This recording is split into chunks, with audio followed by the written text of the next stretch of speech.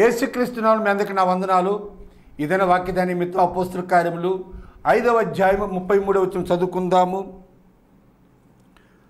వారు ఈ మాట విని అత్యాగ్రహం తెచ్చుకొని వీరిని చంపని ఉద్దేశించగా, దేవునికి స్తోత్రం. హల్లెలూయా, హల్లెలూయా, హల్లెలూయా. స్తోత్రం. మన ప్రభువును ప్రియరక్షకుడును మన కొరకు కలువరి శిలువ బలిపీఠం మీద తన ప్రాణాన్ని బలిగా అర్పించి మనకు బదులుగా మరణించి తిరిగి లేచి మరణాన్ని జయించి మరణాన్ని మరణింపజేసి మరణపు ముళ్ళుని విరచి మృత్యుంజయుడిగా తిరిగి లేచి పరలోకానికి వెళ్ళి తండ్రి కుడి పార్శ్వమున కూర్చోండి విజ్ఞాపన చేస్తూ మరలా త్వరగా మేఘవాహముల మీద మేఘములను తన పాదధూళిగా చేసుకొని రాబోతున్నటువంటి నజరేయుడైన యేసుక్రీస్తు దివ్యనామములో మీ అందరికీ నా హృదయపు లోతులో నుంచి ప్రత్యేకమైన వందనాలు తెలియజేస్తున్నాను.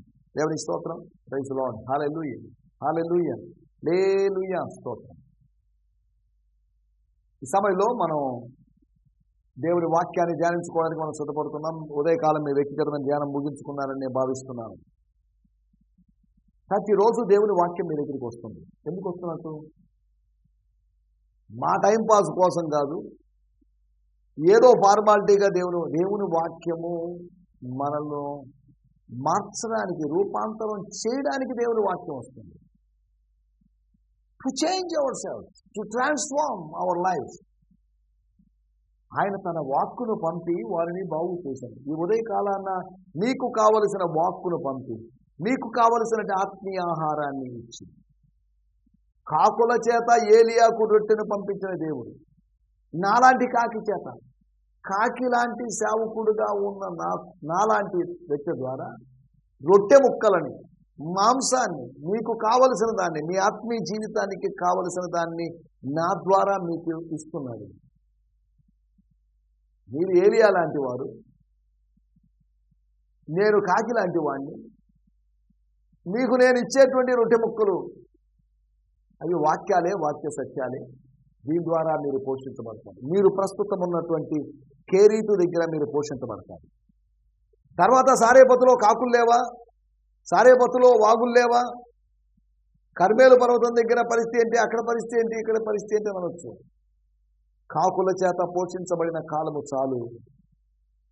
కాకుల కన్నా శ్రేష్ఠులైన మనుషుల చేత పోషించబడే కాలము రాబోతుంది.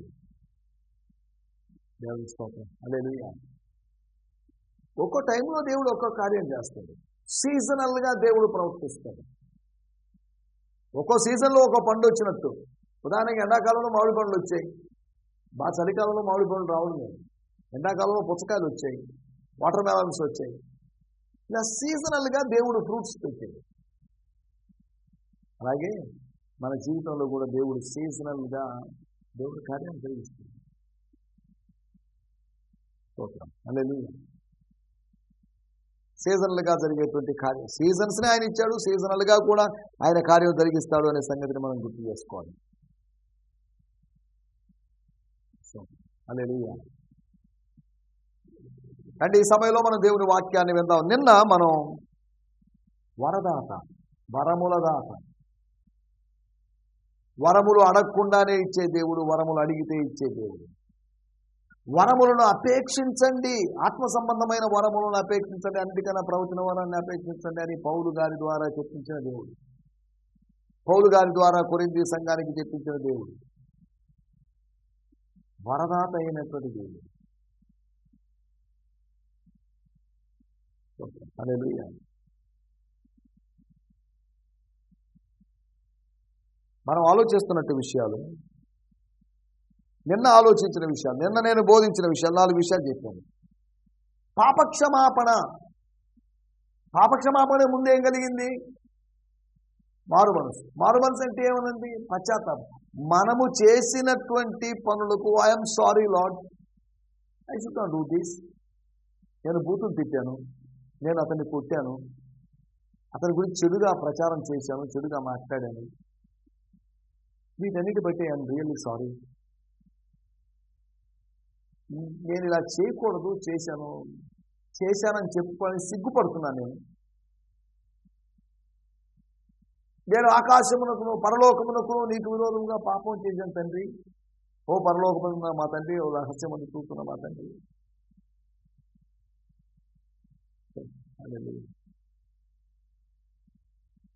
కాబట్టి నన్ను క్షమించు, నన్ను హిమము కన్నా తెల్లగా కడుగు నీ హిసోపుతో. లేదా ఇలా భక్తుడు రకరకాలుగా తనని కడుగు, తనని శుద్ధీకరించమని చెప్తున్నాడు.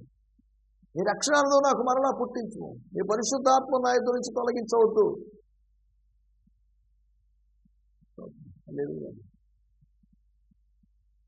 భక్తులు చెప్తున్న మాటలు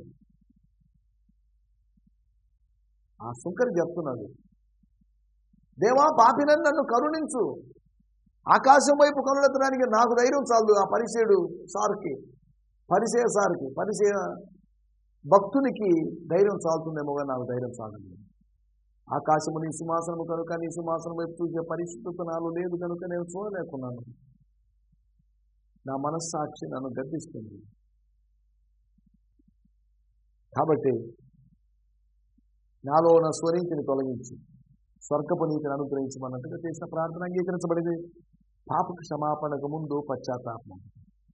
ఊటే దేవుడు క్షమించడం లేదు. ప్రజలు నీ యందు భయభక్తులు నిలుపునట్లు యెహోవా యొద్ద క్షమాపణ దొరుకున 130 చేస్తున్నాం. దేవుని యొక్క క్షమాపణ దొరుకుతుందండి. షాపులో కాదు క్షమాపణ దొరికేది, సూపర్ మార్కెట్లో కాదు, ఆన్లైన్లో ఆర్డర్ ఇస్తే, అమెజాన్లో ఆర్డర్ ఇస్తే రాదు క్షమాపణ. క్షమాపణ గురించి పుస్తకాలు ఏమైనా రావచ్చేమో కానీ క్షమాపణ అనే అనుభవం స్వర్గము నుంచి మనం డౌన్లోడ్ చేసుకోవాల్సినటువంటి అనుభవం. స్వర్గం నుంచి నా ఆత్మలోకి ఇన్స్టాల్ చేసుకోవాల్సిన యాపే క్షమాపణ. ఐఎమ్ సారీ, నేను తప్పు చేశాను, నానే దైవ చిత్తానుసారమైన దుఃఖం యొక్క అవసరం ఉంది. అది పాపక్షమాపణకు ముందు జరిగేటువంటి విషయం. తర్వాత ఈ దుఃఖాన్ని బట్టి మనము క్షమాపణ పొందుకుంటాం. ఒక చిన్న మాట కూడా నాకు గుర్తొస్తుంది. లూకాసు వార్తలో 17వ అధ్యాయంలో మనల్ని క్షమించమని చెప్పిన దేవుడు ఎందుకు, ఎటువంటి సందర్భంలో క్షమించాలో అని చెప్పాడు. స్తోత్రం. 17వ అధ్యాయము 3వ వచనం, మీ విషయమై మీరే జాగ్రత్తగా ఉండండి. లూకాసు వార్త. ఏ సహోదరుడు తప్పిదము చేసినా అతన్ని గద్దించు. ఓ బ్రదర్, సిస్టర్, నువ్వు చేసిన తప్పు అని గద్దించు. బాగానే ఉంది. అతడు మారు మనసు పొందిన ఎడల అతన్ని క్షమించు. ఎప్పుడంట? మారు మనసు లేకపోతే వదిలేసేయి. మారు మనసు పొందిన వారికి మాత్రమే క్షమాపణ దొరుకుతుంది. నేనే తప్పు చేశానయా, నేనేమన్నా నిన్ను ఎందుకు మళ్ళా ఇలా మాట్లాడతావు? లేదు, నేను అన్నది కరెక్టే, నేను చెప్పింది కరెక్టే, నేను చేసింది కరెక్టే. పశ్చాత్తాపం లేనప్పుడు, మారు మనసు లేనప్పుడు క్షమాపణకి అవకాశం లేదు. అందుకనే మారు మనసు తర్వాత స్టెప్ క్షమాపణ అని మనం చెప్తున్నాం. మీ విషయమే మీరు జాగ్రత్తగా ఉండండి. నీ సహోదరుడు సహోదరి తప్పుదేమో చేసిన ఎడల అతన్ని గద్దించు, ప్రేమపూర్వకంగా గద్దించు. ఏదో కోపంతో కొట్టమని తిట్టమని కాదు, అవాయిడ్ చేయమని కాదు, దూరం చేసుకోమని కాదు, వాడి నంబర్ బ్లాక్ చేయమని కాదు కదా, అతన్ని గద్దించు.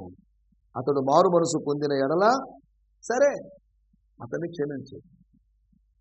అతడు ఒక దినమున 7 మారులు 7 తప్పిదం చేసి 7 మారులు నీ వైపు తిరిగి మారు మనసు పొందిన ఎడల అతన్ని క్షమించవలను. ఒకసారే కాదు, 7 సార్లు ఇలా చేసిన ఎడల. అనగా క్షమాపణకు బేసు పాప, లేకపోతే పాప క్షమాపణకు బేస్ మారు మనసు. క్షమాపణ లేకపోతే మారు మనసు లేదు అని చెప్పడం నా మాటల యొక్క ఉద్దేశం. ఇక్కడ దేవుని వాక్యంలో అలాగే రాయబడింది. తర్వాత పరిశుద్ధాత్మ అనువరం, తనకు విధేయులైన వారికి దేవుడు ఇచ్చేటువంటి వరం. అందరి మీద కుమ్మరిస్తానని చెప్పినప్పటికీ విధేయులైన వారందరి మీదకి కుమ్మరించబడే ఆత్మ. విధేయులైన వారికి అని చెప్పబడలేదు, కానీ విధేయులైన వారికి. అవిధేయులకు ఎందుకు? తిరుగుబాటు చేసేవారికి ఎందుకు పరిశుద్ధాత్మ? కృపావరాలు, వాళ్ళు వరాల్లో పనిచేశారు. The operated in gifts. ఈ రోజుల్లో సేవల్లో వరాలు పనిచేయాలి. ఈ రోజుల్లో సేవలో వరం పనిచేస్తుంది. పరిశుద్ధాత్మ వరం కాదు, కలవరం పనిచేస్తుంది. నీ పరిచయలో, ఈ పరిచయలో కనిపించాల్సిన వరం కలవరం కాదు, కృపావరం. కలవరంకు సమాధి కట్టి కృపావరాలకు మనం తెరతీయాల్సిన అవసరం కాదు. కృపావరాలను మనం అనుమతించాల్సిన అవసరం ఉంది. స్తోత్రం, హల్లెలూయా. ధైర్యం నాలుగవదిగా చెప్పుకున్నాం. ధైర్యవంతులుగా ఉండాలి. పిరికి వాళ్ళుగా ఉండకూడదు. పిరికి వాళ్ళు మండేటువంటి అగ్నిగుండంలో వేయబడతారు. ఇది రెండవ మరణం అనే దేవుని వాక్యంలో రాయబడింది. ప్రారంభంలో వరదాత ఉన్నాడు. నువ్వు దేవుని వరమును ఎరిగి ఉండి, ఒకవేళ ఎరిగి ఉంటే, if you know the gift of God, అమ్మా నువ్వు నన్ను అడుగుతావు. స్తోత్రం.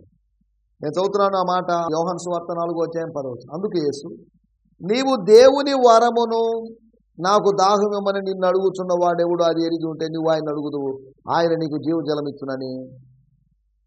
నీవు దేవుని వరమును నాకు దాహమును తిన్నాను. దేవుని స్తోత్రం. దేవుని వరం ఉంది. వరాలు పనిచేస్తున్నాయి. వరాలు పనిచేయాల్సిన అవసరం ఉంది. వీటి గురించి నేను ఎపిసోడ్లో మనం మాట్లాడుకున్నాం. రండి, ఈ దినము కొరకే ఏర్పాటు చేయబడిన లేఖన భాగాల్లోకి వచ్చేద్దాం. ఈ దినము అపోస్తలుల కార్యములు 5వ అధ్యాయం. ఇంకా 3-4 ధ్యానాల తర్వాత మనం 6వ అధ్యాయంలోకి వెళ్ళబోతున్నాం.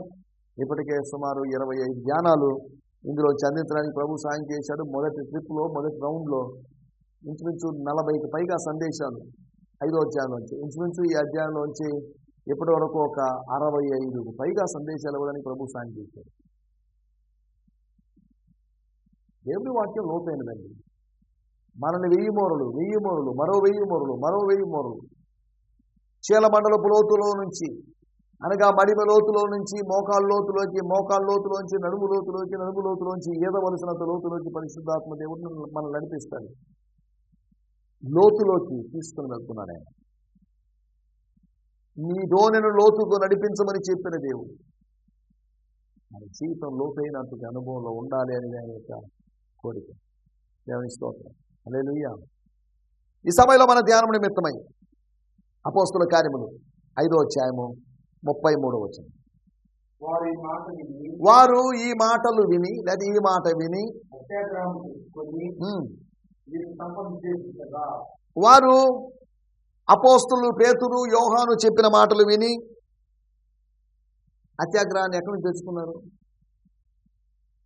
ఎక్కడి నుంచో అరువు తెచ్చుకున్నారని కాదు. వచ్చేసింది, కోపం వచ్చేసింది, ఒళ్ళు మండిపోయింది. వాళ్ళు వదిలిపెట్టేసింటే హలో ఆగండి అని గమనియేలు అనకపోయింటే ఈ పాటికి పోయి వాళ్ళిద్దరి మీద పడి కుట్టి చంపేసింది. వాళ్ళు అంత కోపం వచ్చింది. కోపిష్ఠులైన ప్రజలు. కోపిష్ఠులు అంటే కోపానికి కారణం ఏంటి? వాళ్ళు తిండిబోతులైన ప్రజలుగా ఉన్నారు కాబట్టి తిండిని బట్టి వాళ్ళ కోపాలు, ఉద్రేకాలు వచ్చేస్తున్నాయి. వాళ్ళు తీసుకునే మాంసాహారం వల్ల, కొవ్విన వాటిని భుజించడం వల్ల వాళ్ళ పరిస్థితి ఎలా ఉంది?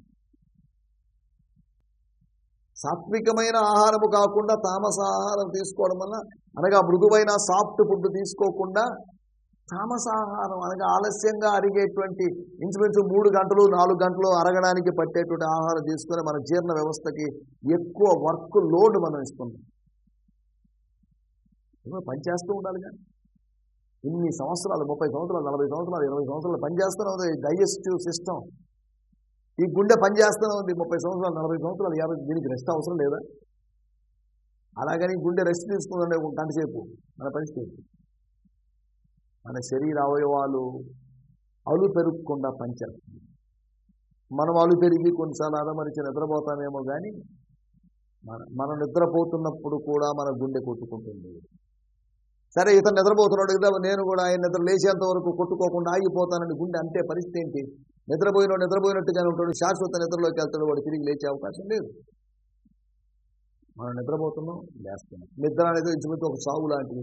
సాగు గుండా వెళ్తున్నాం, మళ్ళీ బతుకుతున్నాం. మెలకువ అనేది పునరుత్థానము లాంటిది. లేస్తున్నాం, దేవుడు లేపుతున్నాడు. ఈరోజు రాత్రి నిద్రలోకి వెళ్ళాము, లేస్తామని గ్యారెంటీ ఏంటి? గ్యారెంటీ ఏం లేదు. నిద్రలో చచ్చిపోయిన వాళ్ళు లేరా? ప్రపంచంలో ఒక్కడు కూడా నిద్రలో చచ్చిపోయిన లేదు. వేల మంది ఉన్నారు నిద్రలో చనిపోయినారు. నా స్నేహితుడు ఒక ఆయన నిద్రలో చనిపోయాడు. ఇంకా నిద్రపోతున్నాడు. ఏంటి ఇంకా నిద్రపోతున్నాడు, లేవడా అని వచ్చి కుటుంబ సభ్యులు కదిలించినప్పుడు దేహము చల్లగా తగిలింది. ఏంటిది చల్లగా తగిలింది? హాస్పిటల్ తీసుకోకపోతే చనిపోయి అయిపోయింది, 2-3 గంటల నిద్రలో చనిపోయింది.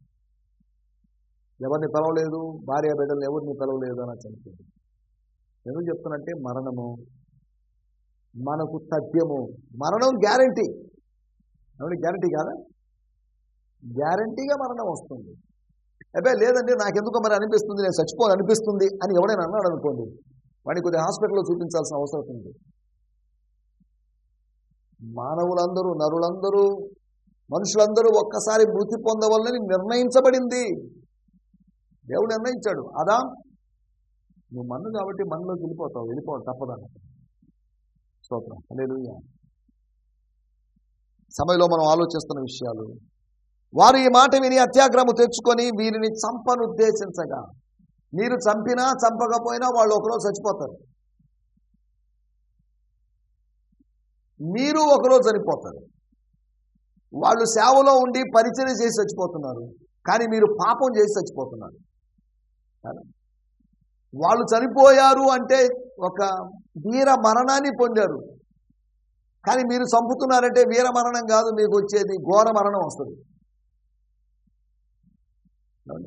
కాబట్టి ఎందుకు మీరు తొందరపడతారు? ఎందుకు చంపుతారా? సావు దేనికి పరిష్కారం కాదు.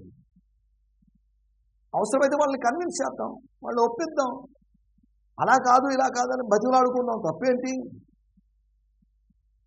అన్నట్టుగా గమలీయేలు మాట్లాడాడు. మనుషులను చంపడం. మనుషులను చంపుతారా? చంపుకుంటున్నారా? ఓయమ్మ ఎందుకు చంపుకోలేదు?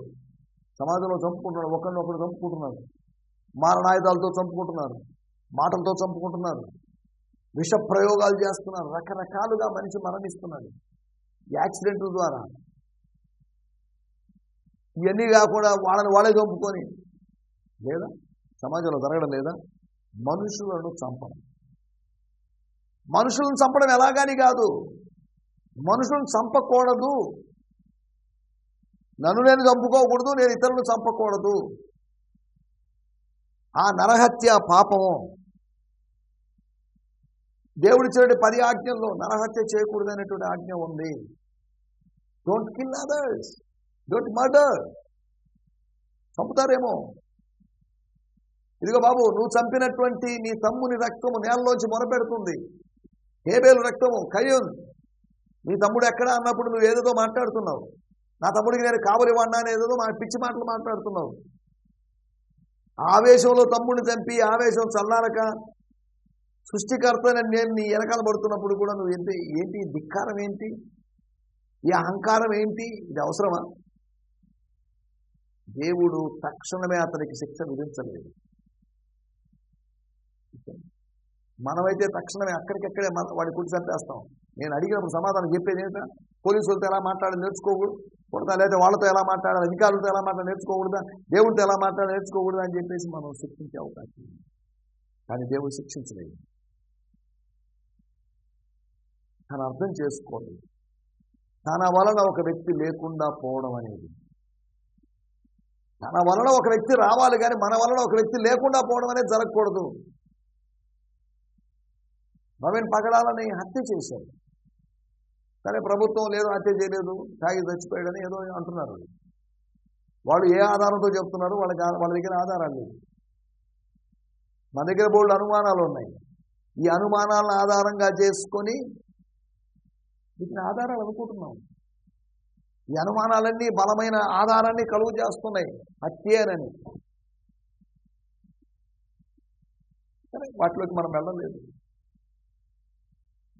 హత్య అయినా ఆత్మహత్య అయినా కానీ, లేదంటే సహజ మరణమైనా కానీ, ప్రమాదం వల్ల కలిగిన మరణమైనా కానీ, ఏదైనా కానీ నష్టం లేదు. దేవజనుడు విశ్రాంతిలో ఉన్నాడు, దేవజనుడు ప్రభు సన్నిధిలో ఉన్నాడు, ప్రభుతో ఉన్నాడు. ఒకరోజు ఆయన 2000 పరిశుద్ధులతో దూతల సమూహంతో వచ్చినప్పుడు ఆయన తన దాసుల్ని కూడా తీసుకుని వస్తాడు. మనం ఆయనతో కలుసుకుంటాం, మధ్య ఆకాశంలో కలుసుకుంటాం. తర్వాత అక్కడి నుంచి ప్రభుతో కూడా సదాకాలం ఉండడానికి వెళ్తాం. ఇది క్రైస్తవ విశ్వాసంలో చెప్పని విషయాలు. స్తోత్రం. మనిషి చంపబడుతున్నాడు, బతకాల్సిన మనిషి చంపబడుతున్నాడు. దీర్ఘాయుష్ కలిగి బతకాల్సిన వాడు చంపబడుతున్నాడు. మనిషిని చంపింది ఎవరు? అపోస్తులను చంపాలనుకుంది ఎవరు? అపోస్తులను చంపింది ఎవరు అనే దాని గురించి మనం కొద్దిగా ఆలోచించబోతున్నాం. మత్తయి సువార్త 23:35 రాయబడింది. ఆ నీతిమంతుడైన హేబేలు రక్తం మొదలుకొని బలిపీఠమునకు దేవాలయం మధ్య మీరు చంపిన బరకే కుమారుడు జక్కయ్య రక్తం వరకు భూమి మీద చింపబడిన నీతిమంతుల రక్తమంతయు నీ మీద పోతును. నీతిమంతుని రక్తం అని కాదు, నీతిమంతుల రక్తం అంటే నీతిమంతులు చంపారు. ఓ యూదులారా, ఓ శాస్త్రులారా, పరిచయులారా, ఓ వేషధారులారా, ఓ అవివేకులారా, ఓ సున్నం కొట్టిన సమాధులారా, మీరు నీతిమంతులను చంపారు. హేబేలు మొదలుకొని నీతిమంతులైన వ్యక్తిని చంపుతూనే వస్తుంది. ఎన్ని వేల మందిని మీరు చంపారు. బరకియా కుమారుడైన జకరియాను గురించి రాయబడింది. తర్వాత మీరు ఎవరిని చంపలేదని కాదు, మీ పూర్వపు పితరులు, మీ వాళ్ళందరూ ప్రవక్తలను హింసించింది, మీరు కూడా అలాగే హింసిస్తున్నారని మత్తయి సువార్త 5 కొండ మీద ప్రసంగంలో యేసుప్రభువు. అంటే వీళ్ళలో చంపేటువంటి ఆత్మ ఉంది, మర్డర్ చేసేటువంటి అటువంటి ఆలోచనలు వాళ్ళలో ఉన్నాయి, వాళ్ళలో ఎటువంటి నెగటివ్ స్పిరిట్ పనిచేస్తుంది. వాళ్ళు నీతిమంతులను చంపారు. రెండో విషయం, యోహాను సువార్త 12:10-11 సో అతని బట్టి యూదులు అనేకులు తమ వారిని విడిచి యేసును విశ్వాసించిన కనుక ప్రధాన యాజకులను లాజరును కూడా సంపనాలోచన చేసింది. గనుక ప్రధాన యాజకులు లాజరును కూడా సంపనాలోచన చేసింది. లాజరును అని కాదు, లాజరును కూడా అంటే ఏమనర్థం? యేసును ఎటాకు చంపాలనుకున్నారు? యేసు ప్లస్ లాజరు ఇద్దరు చంపేయాలనుకున్నారు. ఎందుకు ఎందుకు చంపాలనుకున్నారు? లోకమంతా ఆయన వెంట వెళ్తుంది, వీళ్ళందరూ ఆయన నమ్ముకుంటున్నారు, అందరూ యూదా మతాన్ని విడిచిపెట్టిపోతున్నారు, కాబట్టి యేసును చంపాలి, అది గ్యారెంటీ. హిట్ లిస్ట్లో ఇప్పుడు లాజరు కూడా వచ్చేసాడు. లాజరు ఏం చేశాడు? లాజరు చేసిన తప్పేంటి? లాజరు చచ్చిపోయి తిరిగి లేవడమేనా తప్పు? లాజరు తనంతట తాను చనిపోలేదు, తనంతట తాను తిరిగి లేవలేదు. దేవుడు అనుమతించాడు, దేవుడు లేపాడు. లాజరు బయటికి రాని,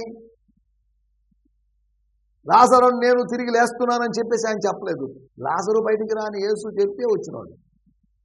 లాజరును కూడా చంపన ఆలోచన చేశాడు.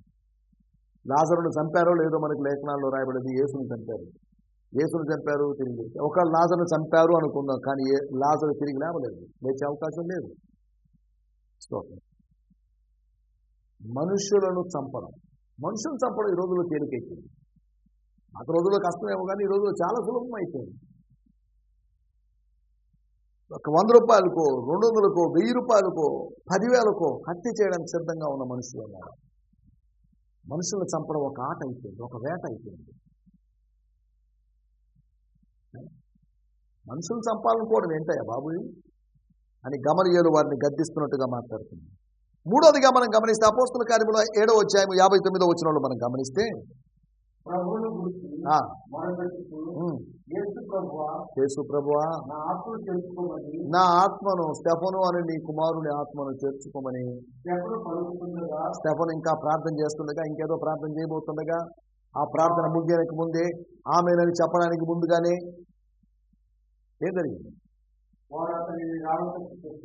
వాళ్ళందరూ రాళ్లతో, ఒక్కొక్క రాయి తీసుకుని ఇస్రాయేల్ని కాదు, రాళ్లతో కూర్చారు. అతని చావునకు సౌలు సమర్పించాడు. అతను చనిపోయాడు. చనిపోయేంత వరకు రాళ్లతో విసురుతూనే ఉన్నారు.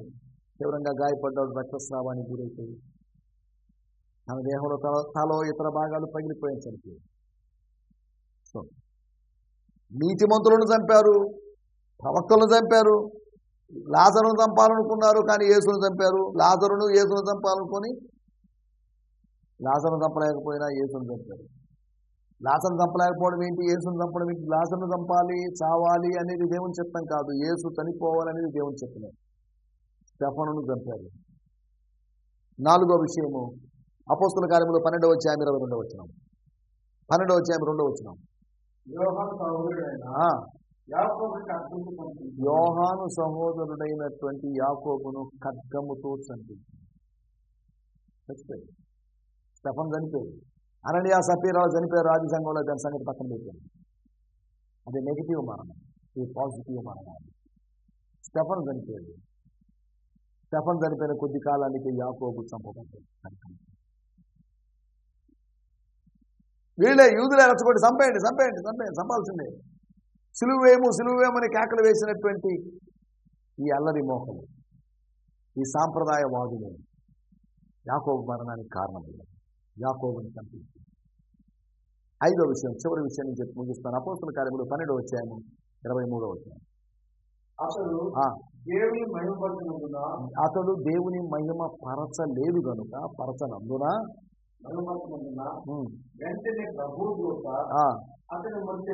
వెంటనే ప్రభుదూత, ఈ అరుపుల మధ్యలో, కేకల మధ్యలో ప్రభుదూత దిగి వచ్చాడు. ఎవరు ఆహ్వానించకుండానే ప్రభుదూత దిగి వచ్చాడు. దిగి వచ్చి ముచ్చాడు. తలుపులు తెరవడానికి వచ్చిన దేవుడు, విడిపించడానికి వచ్చిన ప్రభుదూత, పంపబడిన ప్రభుదూత, అగ్నిగుండములో తోడుగా ఉండడానికి వచ్చిన దేవుడు, దేవుని దూత, సింహాల నోట్లో సేవకునికి సింహాల బోనులో ఉన్నప్పుడు తోడుగా ఉన్నటువంటి దేవుని దూత. ఇప్పుడు ఏం చేశాడంటే, దేవుని దూత ఎందుకు వచ్చాడు? దిగి వచ్చి అతన్ని మొత్తాడు. స్వర్గంలో నుంచి దేవుడు మొత్తాడని కాదు, స్వర్గం నుంచి తన దూతను పంపి మొత్తాడు. అతడు చనిపోయాడు. అతను చనిపోవడానికి కారణం ఏంటి? దేవుడు మొత్తాడు. సరే, దేవుడు మొత్తడానికి ముందు ఏం జరిగింది? ప్రజలందరూ ఇది దేవుని స్వరమే, ఇది మానవ స్వరం కాదని కేకలు వేశారే. అతిశయోక్తిగా లేకపోతే అబద్ధంగా చెప్పిన ఆ మాట అతని మరణానికి గురి చేసింది. మనుషులు మిమ్మల్ని కొనియాడినప్పుడు మీకు శ్రమ. కొనియాడుతున్నారేమో, శ్రమానుభవానికి అర్థం. హల్లెలూయా.